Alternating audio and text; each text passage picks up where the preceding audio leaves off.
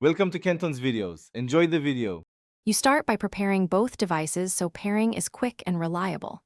Hold the Jabra power button until the LED flashes to enter pairing mode. This tells the headset to broadcast its identity.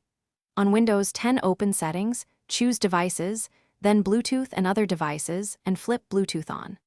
Once done, keep other Bluetooth gadgets off to reduce interference and make the Jabra appear immediately in the Add a Device list. This prevents accidental connections. You now pair and configure the headset inside Windows. Click Add Bluetooth or Other Device, pick Bluetooth, and select Jabra Elite 3 when it appears. Windows exchanges a handshake to create a secure connection. After pairing, grant any permission prompts so the mic and media profiles are available.